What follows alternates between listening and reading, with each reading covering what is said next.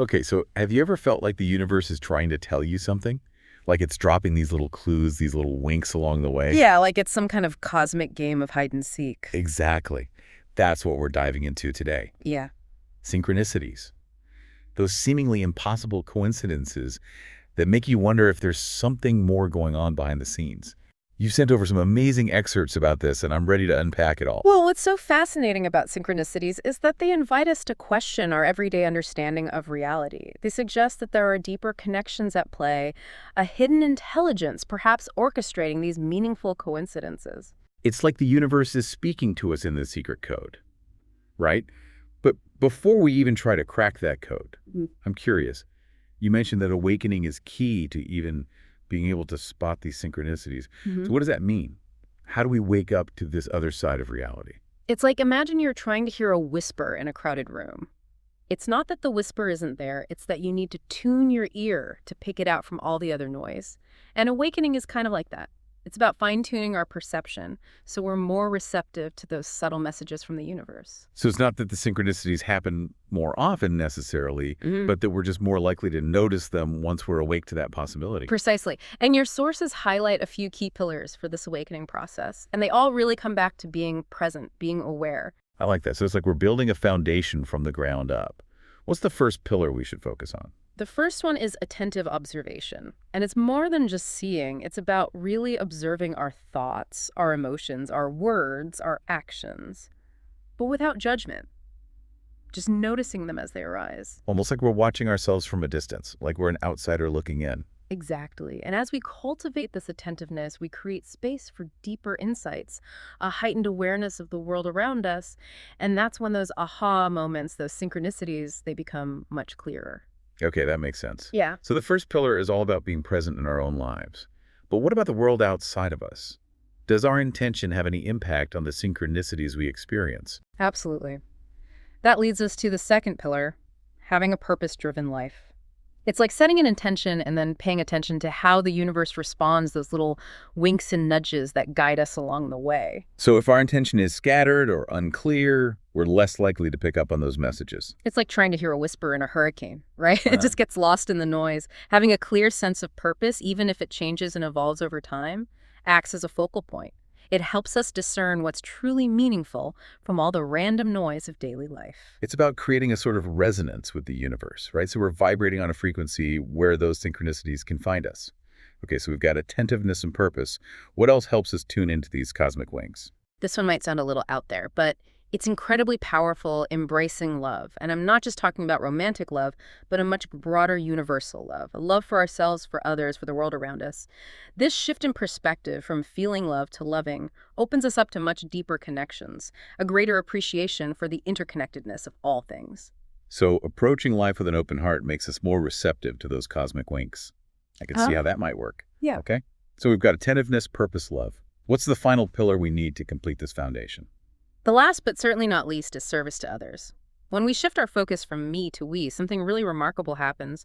We align ourselves with a higher purpose, a sense of interconnectedness that makes us infinitely more receptive to those meaningful coincidences. So it's about giving back, about being of service to something larger than ourselves. Hmm.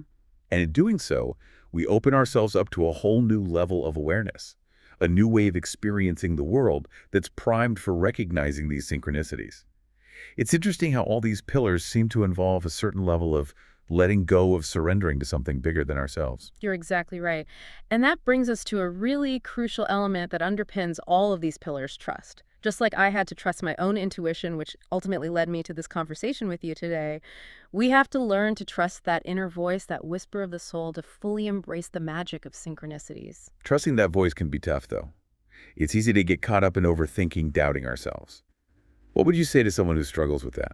It's about building a relationship with that inner voice, just like you would with a friend.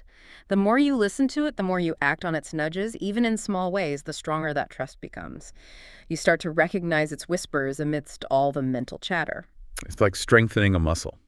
The more we use it, the more we trust it. That's a great analogy. Mhm. Okay, so we've laid the groundwork here. We've built a foundation for understanding and recognizing synchronicities. But what I really want to know is, how do we get better at deciphering the messages they hold?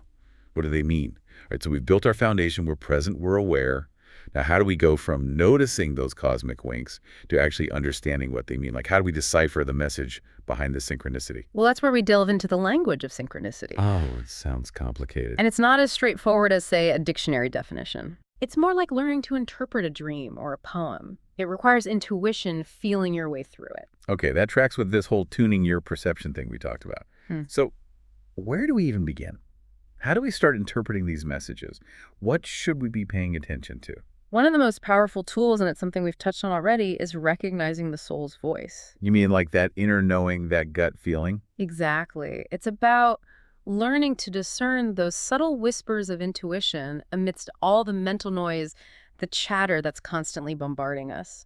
That's the hard part, right? Right? It can be so subtle sometimes, that inner voice.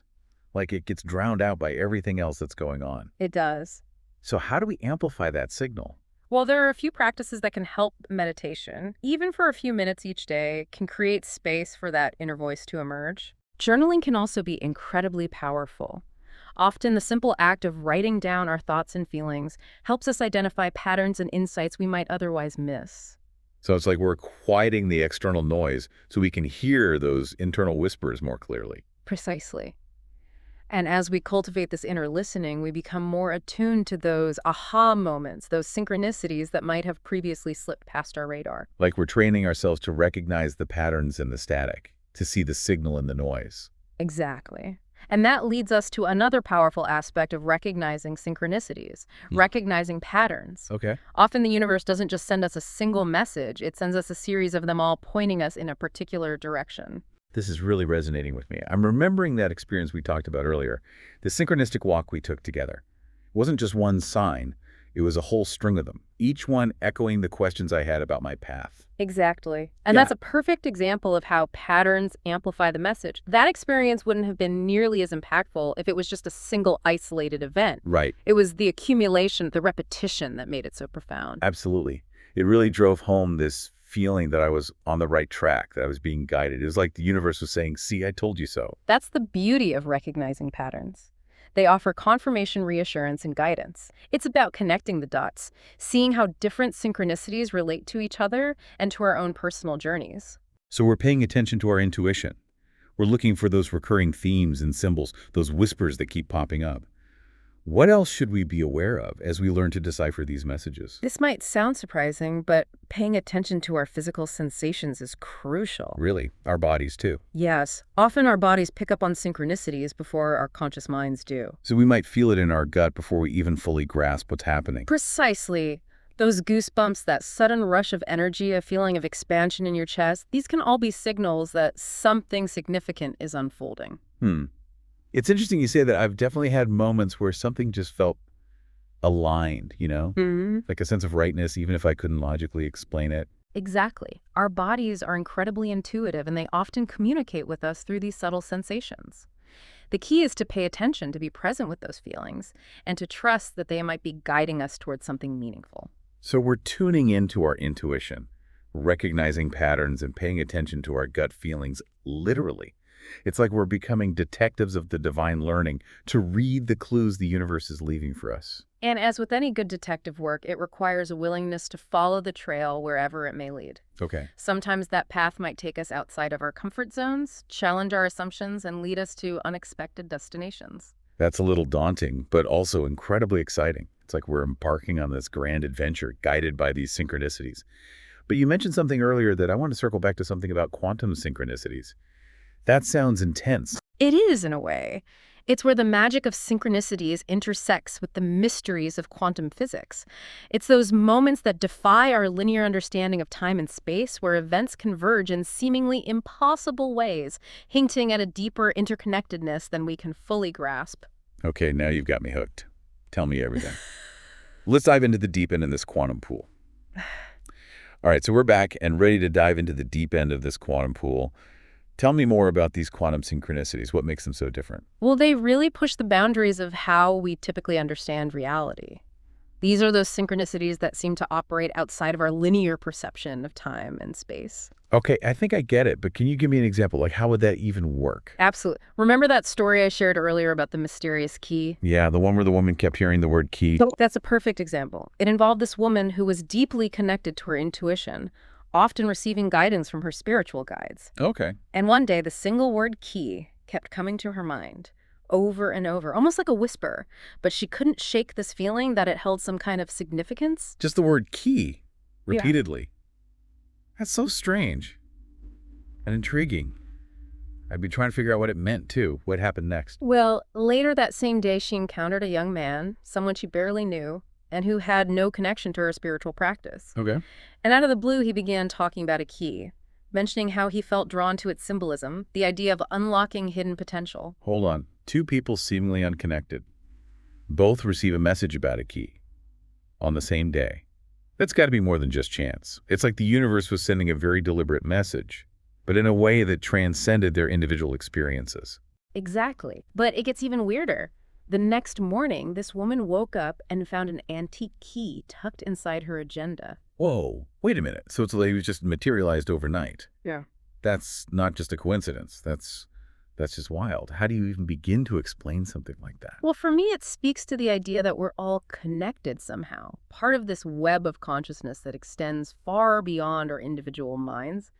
This woman's guides sent a message, but it wasn't bound by the usual limitations of time or physical proximity. It rippled outwards, touching the young man and then ultimately manifesting in a tangible way. So are you saying that these quantum synchronicities, they're not just personal messages, they're actually pointing to a much larger interconnected reality? That's how I see it. Like we're all swimming in the same cosmic soup, bumping into these messages in each other in ways we don't fully understand. That's both mind-blowing and kind of comforting at the same time, Yeah. knowing that we're all connected in ways we can't even comprehend.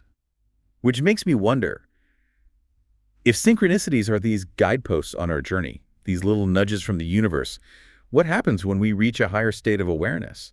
That state of enlightenment you mentioned earlier, Yeah. do the synchronicities stop?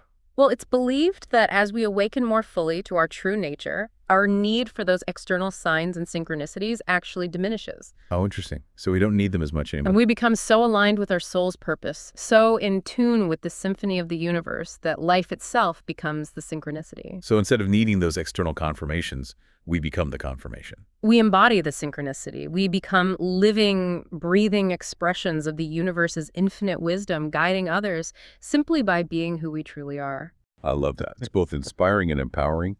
So to our listener out there, pay attention to those subtle whispers, those unexpected connections, the moments that make you pause and say, wait a minute, those synchronicities, those cosmic winks, they're not just coincidences, they're signposts, guiding you toward your own unique path. Keep exploring, keep questioning, and keep your eyes open to the magic that's all around you. And with that, we'll wrap up this deep dive into the fascinating world of synchronicities. Thanks for joining us.